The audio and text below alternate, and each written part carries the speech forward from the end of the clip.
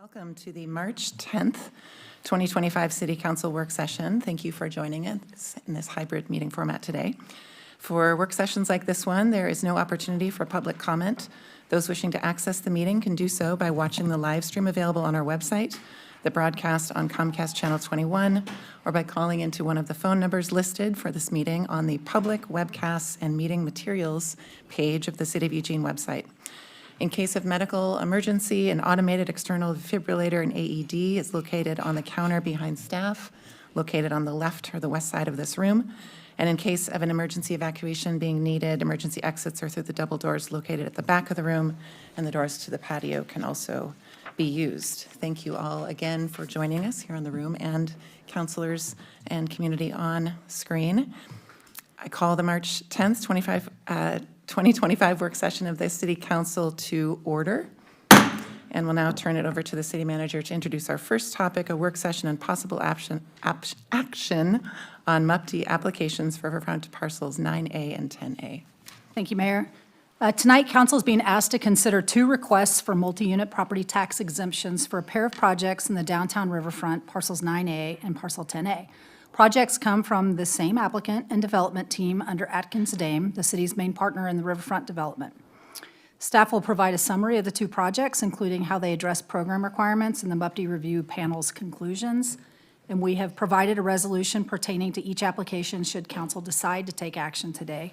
I'm joined by our community development team, and I believe I'm turning it right over to Dylan Huber-Hydorn to walk us through the projects. City Manager. Good evening, councilors, mayor. My name is Dylan Huber-Hydorn. I'm a development analyst in community development. I'm here to present to council two applications for multi-unit property tax exemption, MUPD. The pair of applications are for projects in the downtown riverfront, parcel 9A and 10A. The projects would add 80 units and 76 units, respectively, of housing to the redeveloping district.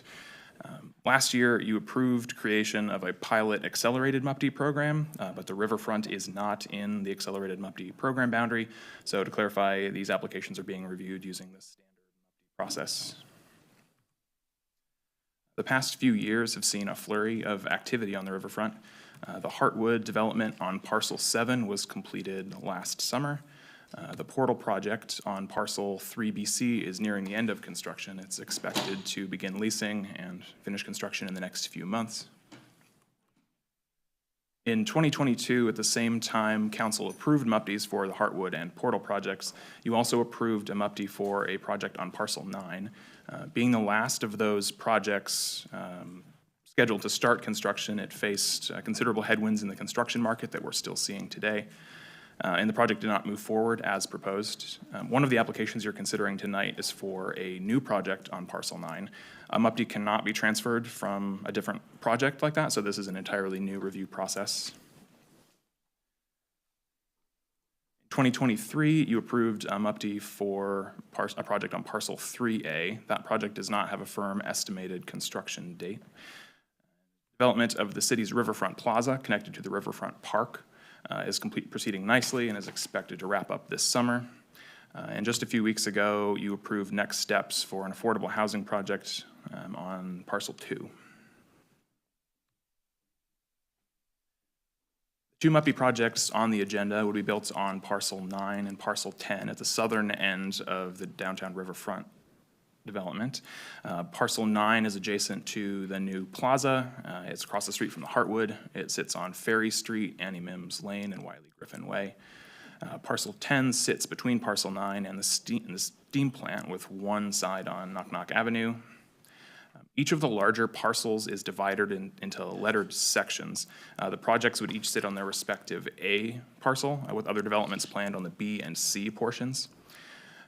These divisions have been planned since the earliest versions of the development agreement with Atkins Dame, and there are lot partitions currently under review that would make them official. Parcel 9A and 10A are both separated from the river by future development sites on 9C and 10B.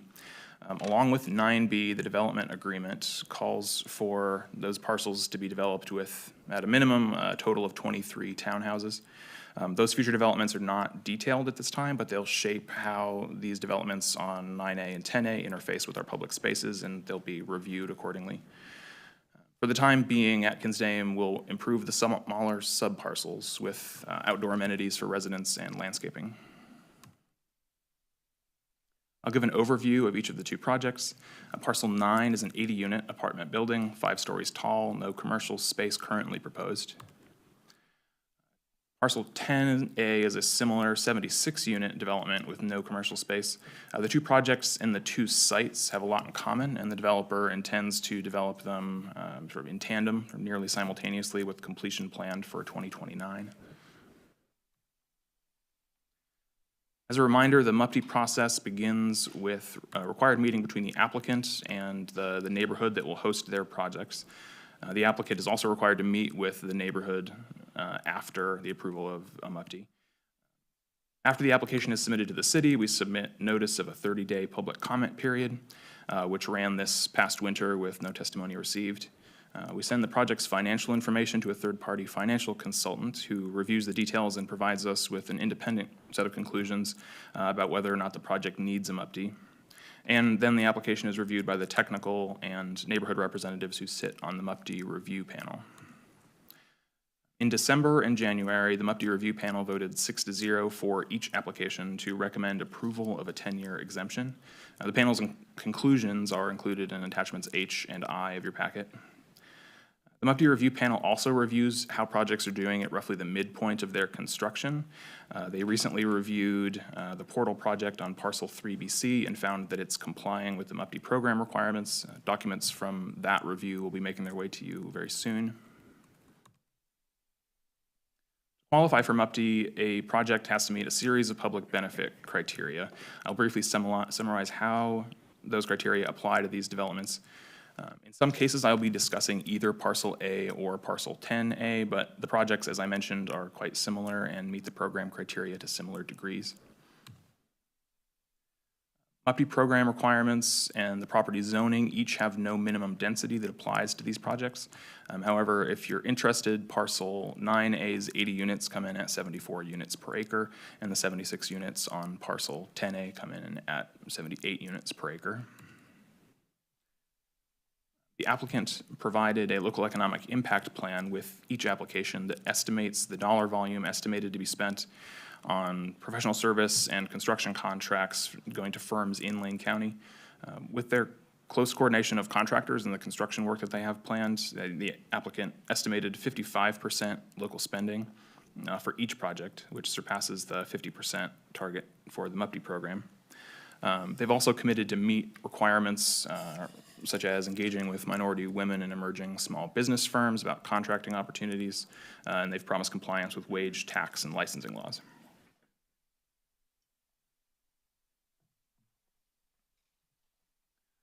MUPD applicants must either pay a moderate income housing contribution fee or provide 30% of their units at rents affordable to a moderate income households, defined for MUPD as making 100% of the area median income. In this case, the applicant opted to pay the fee for both projects, which will be equal to 10% of the total tax exemption over 10 years. That's an estimated $455,000 for Parcel 9A and $436,000 for Parcel 10A.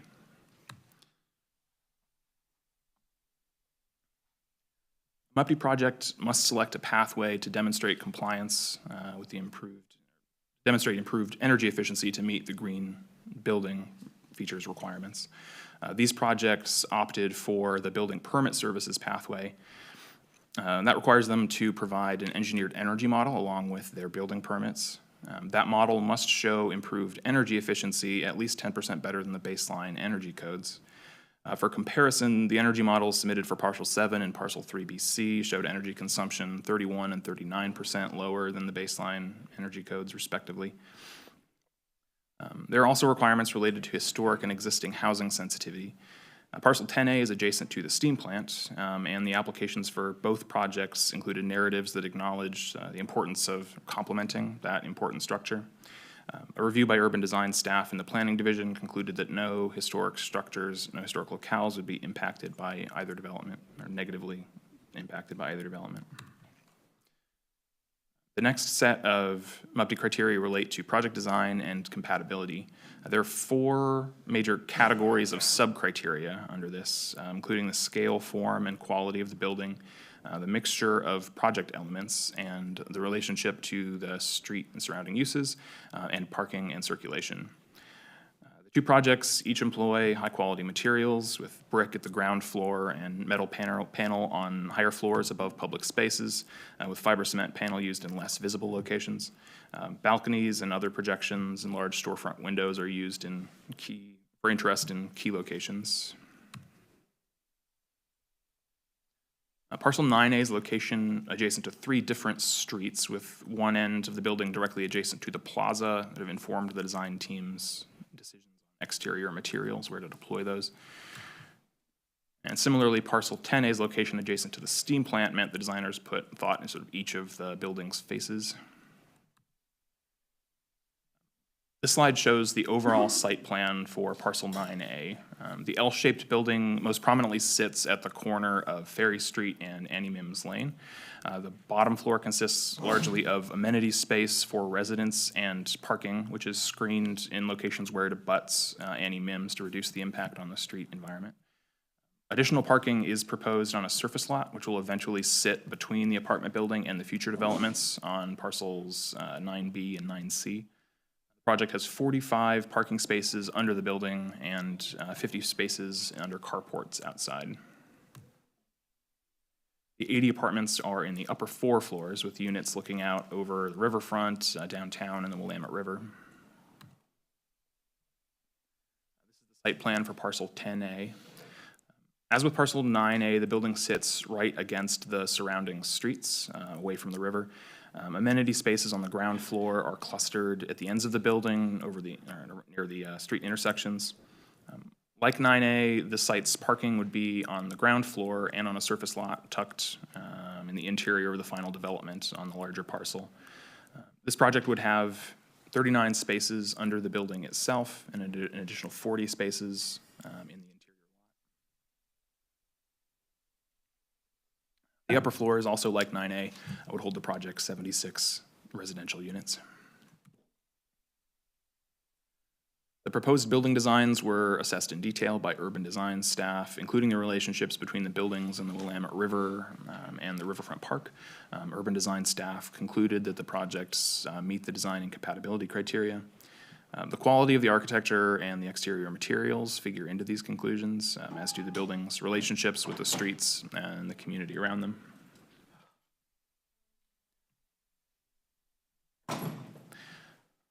The proposed building designs were revised during the MUPD review process after the review panel reached their conclusions for the 2 projects. Those conclusions at the time included support for the designs that the review panel had available at the time.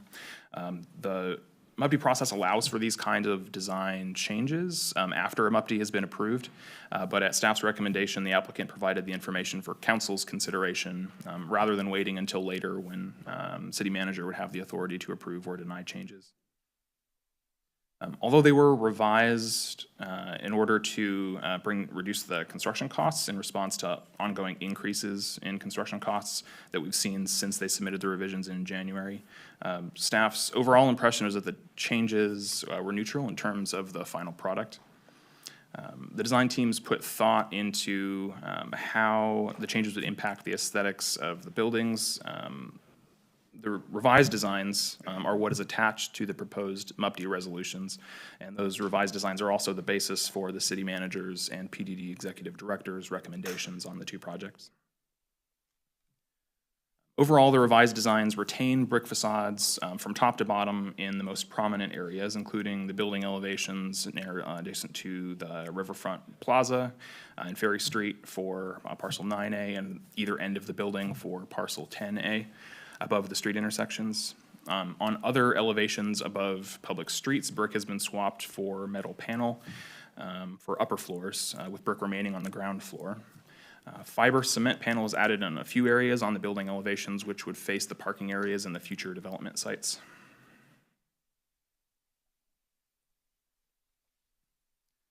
The final MUPD criteria are about determining if the projects need the benefit of a MUPD to be built. Our independent financial consultant for this project was Pacific Northwest Economics. Their reviews for the two projects are in your packet as Attachment J and Attachment K. Their conclusions were that these two projects would not be financially viable without the MUPD, meaning they likely would not be built. Finally, we'll look at the projected tax revenue over a 20-year period should the projects move forward.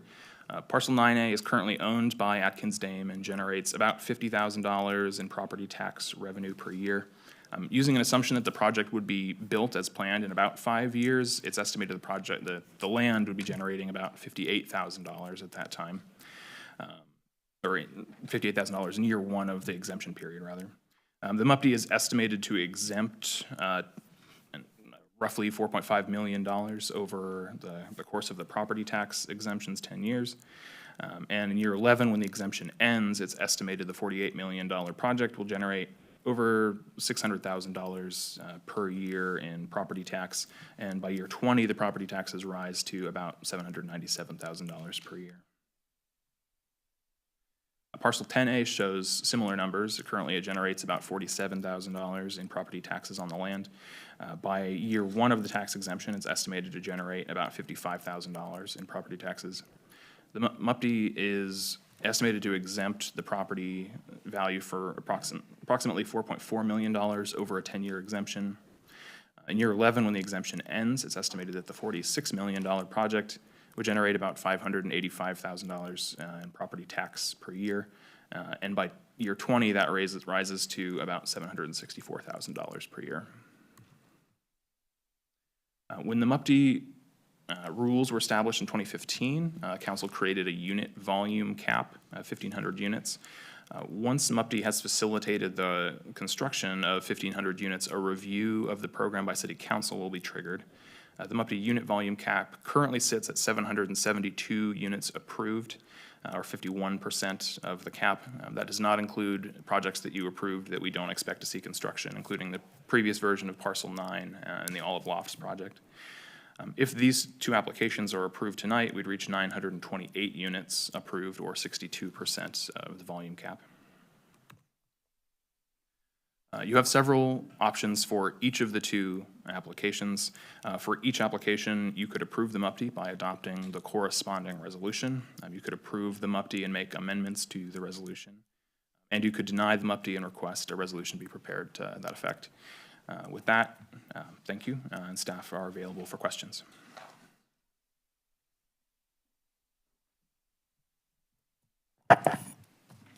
Thank you. Thank you for that presentation. I will now open the floor for council discussion. Councilor Groves. Thank you, Mayor, and thank you very much for the presentation on this. What is the effects of the hurricanes in the southeast and the wildfires in the southwest going to have on the cost of building materials and availability? I can't speak to those disasters and factors specifically, but we've seen no real let up in the increase in cost of construction that heard from our expert sources and from developers themselves. I mean, we need housing, and I understand that, without some type of lift, these things aren't going to be built like this. I mean, the land may be developed, but it's going to be a much lesser structure that in the long run doesn't produce as much housing nor produce as much tax revenue down the road. Will, maybe you're the better one to answer this since I know you were here. When we suspended the MUPD before for a period of time, how many new projects were built during that period? Thank you. I'm Will Dowdy, Community Development Director. We have had no housing units built in the MUPD area without using the MUPD, and during the time when the MUPD was suspended, there were no units built. And for the public, we don't write anybody a check when we approve the MUPD, correct? Correct. MUPD is entirely an exemption, which means it's no out-of-pocket money for the city. You waive potential revenues in the form of taxes, and the contention in the materials is that these projects would not be able to be built, so therefore there would be no revenue that would come from projects without the MUPD. And again, to reiterate, and I know you said this in the presentation, but the land that's being taxed right now continues to be taxed during the exemption period. Exactly. So basically, what we're building, what will be built, hopefully, is not taking away any tax revenue that we already receive. Correct, And there'll be significantly more tax down the road when it comes on the tax rolls. correct. Thank you. Counselor Kaczynski.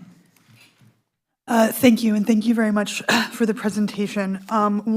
This was previously approved for a MUPTE for a larger building there, and I noticed in the application, they talked about the current investor and lending environment, not supportive of that scale of development. Do you have any sense of kind of what those factors were that led to that? Was it like the bank saying, yeah, we're not going to loan you money to build 150 units?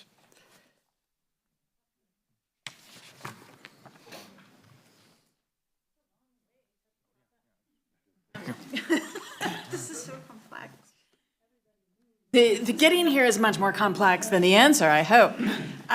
It's a variety of factors, increased construction costs that we've seen over the last 4 or 5 years, increased interest rates, and as well as just the change in the existing supply of housing will affect how quickly they're able to fill it up.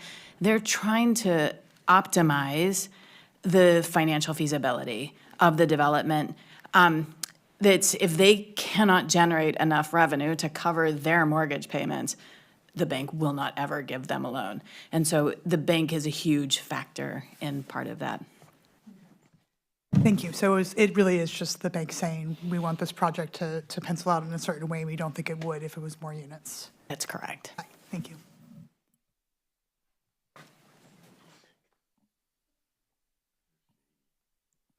Counselor Salenka.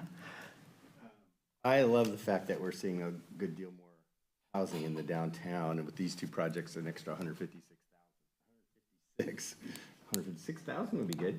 156 more units.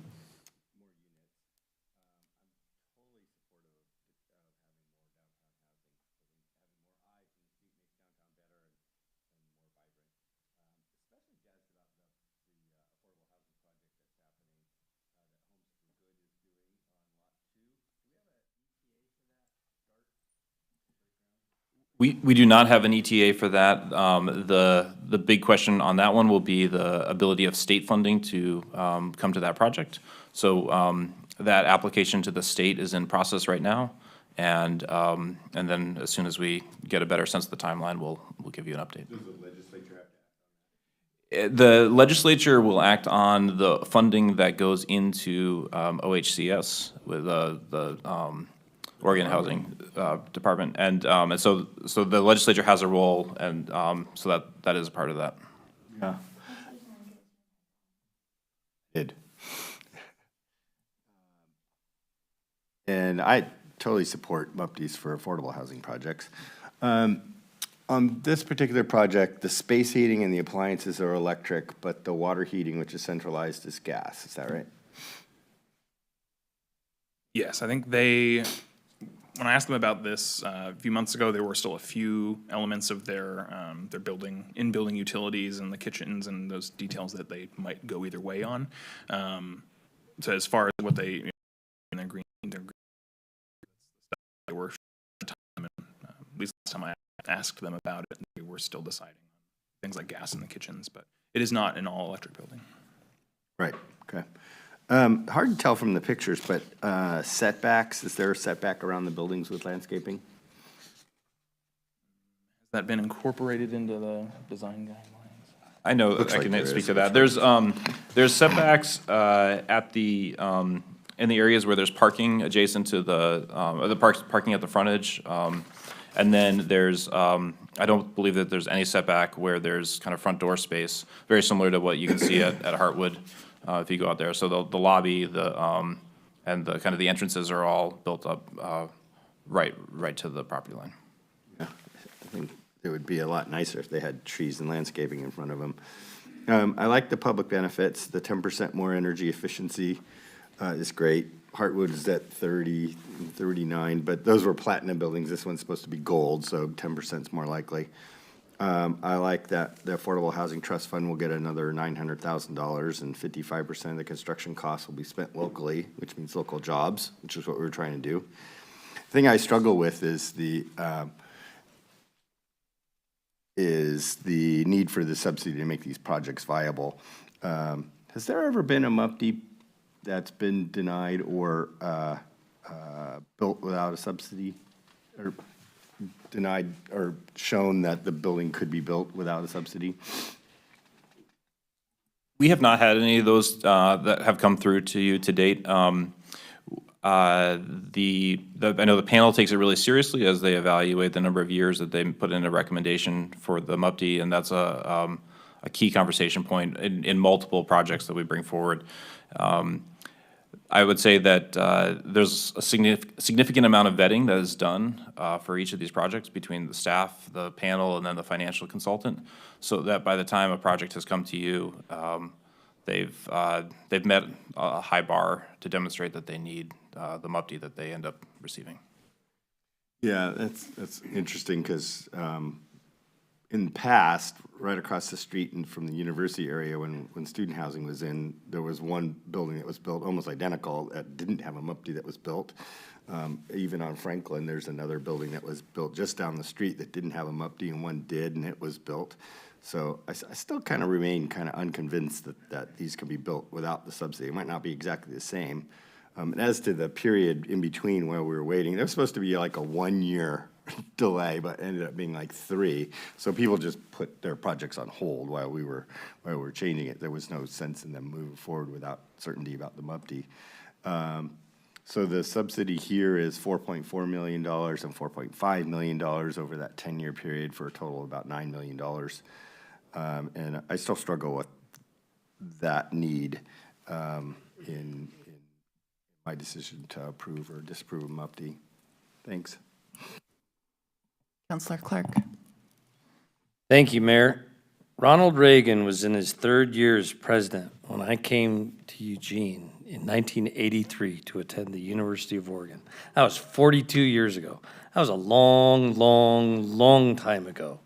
And throughout all of that time, I always thought it was a damn shame that we had this beautiful riverfront area with a cannery on it and nothing else of consequence, and it was nasty.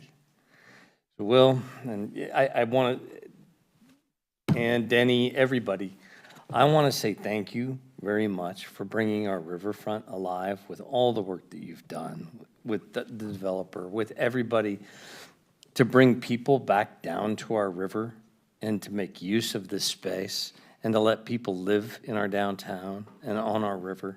And I think it's a huge step forward for our community. For me, that makes the argument that, you know, without a MUPD, it would happen anyway. Been here 42 years, it's been dirt, paying just less than, you know, 50 grand a year in taxes for these 2 lots that at the end of the MUPD period are gonna be paying 600 grand to, on its way up to 800 grand in taxes. This is how we build a long-term tax base, is by seeing more buildings like this built and more use of the space that people will want to come down to and enjoy. So I'd be in favor of the MUPD, and I certainly am appreciative of all the hard work that staff's put in to develop in this area. Thank you. Councillor Groves, second round. Thank you, Mayor. Just in a follow-up, so when a MUPD application goes through the review panel, they would not forward it to council unless they had proven they can't make the project pencil without it, correct? The review panel's recommendation makes its way to you in your packet either way, as well as the review panel is really giving their recommendation directly to staff and the city manager, who then makes a recommendation, but you'd see it either way. But it would be a footnote saying that the project could be pencil out without having the tax exemption help, correct? Correct. And to reiterate, this project did not meet that criteria. The review panel was in agreement with the financial consultant that the numbers show that the project would, neither project would be financially feasible without the MUPD. Thank you. Any other questions or comments from council? I just have a few, so I'm going to add myself into the queue for a moment. One is first a request in that I really appreciate, and I think the public can see the quality of the building fabric, the construction that is underway in these projects. It's really wonderful to be able to watch the brick rain screen go up on the Portal project and get a sense of what is likely to be the caliber or the quality of construction in the future. So that, I think, is wonderful. My request is that slide 21, when you're showing us information about the design changes as they relate to the building's materials, it's always better to see it small before you see it large. So if we could actually read this information, it would be really helpful. It's very, very, very tiny. It's decipherable diagrammatically in terms of understanding where the brick is and where the metal or fiber cement panel will be. But it would be helpful to have that information a little bit larger. I'll also make another request, that is, as you're looking at the south sides of these buildings, looking at their orientation, thinking about their long-term energy performance, any shading that can be offered to these buildings by the vegetation and the trees along those streets will be valuable over time. I'm sure these site plans are not completely finalized, given where we are in the process, but they're being able to be shade trees along Annie Mims Lane, I think would be lovely for a whole variety of reasons, not least of which is this building's long-term performance. So thank you for thinking about that in your work. This last question is very, very detailed because, again, this is tiny information on the slides and in our packets. If we could look at them on screen, we could probably even zoom in. And I'm sorry, I don't have my device to do that.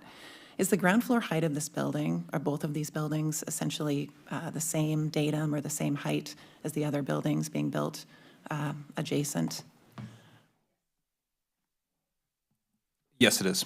Thank you. That was just a question, given that the ground floor of, I guess it's both buildings, but a lot of that is occupied by essentially internal structured parking, and understanding how that building is going to feel when people are walking along it, I think is important. Excited to see these projects move forward. 3 points creates a trajectory that we can look to. So seeing the third project move forward on the riverfront site would be very exciting. To add more detail to some of the comments raised by council, in our agenda item summary details that currently these properties will continue to pay $94,000 a year in their assessed value that is current. And then in year 11, that will jump to $1.19 million. So that is the equation that we're working with in terms of long-term return on investment. If these projects didn't move forward, we would not be collecting that $1.2 almost million a year with that investment.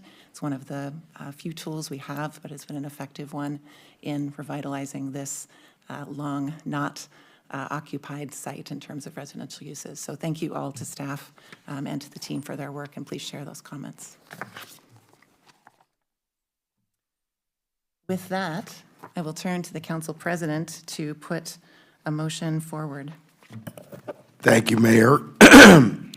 Move to adopt a resolution approving a MUPD unit property tax exemption for residential property located on Lot 12 of the town-run plat in Eugene, Oregon. Assessors Map 17-03-32-22, tax lot 02800, applicant EDR Block 9 LLC.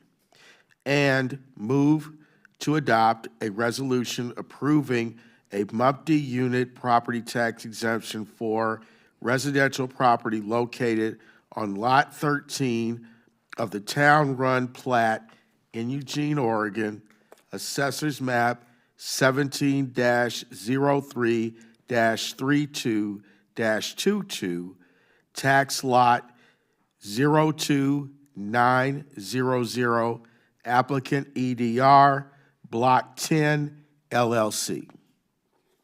Second. Sorry, there was a second, but I didn't hear from whom. I'm sorry. Lindsay? Council. Mayor. Request for a friendly amendment? Multi-unit property. Multiple, correction, thank you. Multiple, yeah. Scrivener's error perhaps in that motion. I want to ask for a clarification, though, from City Attorney. I think we had been thinking to take these two motions separately through council, but we've combined them into one. Is that fine to move forward with a vote, or should we It can separate? move forward as a vote. If somebody wanted to separate them, they could, but sensing the notion around the table, it's fine to move forward as one. Further discussion from council, desire to separate these motions into two? All right, seeing none, I will now take a vote for this motion. All in favor, councilors, please raise your hands or use the hand raise on screen. 1, 2, 3, 4, 5 in the room. 6, 7. 6 in the room, 2 online. Sorry, that's why. 7, all opposed. 1, thank you so much. And the motion passes with a vote of 7-1. Mayor, who's the one, if you don't mind me asking? The one vote not in support, opposed to the motion was Councillor Zelenka. Thank you. Thank you for the request for those not able to have eyes on this room. With that, and having combined our two motions, that concludes our agenda for today. So thank you all very much. I now close the March 10th, 2025 City Council work session. We are adjourned.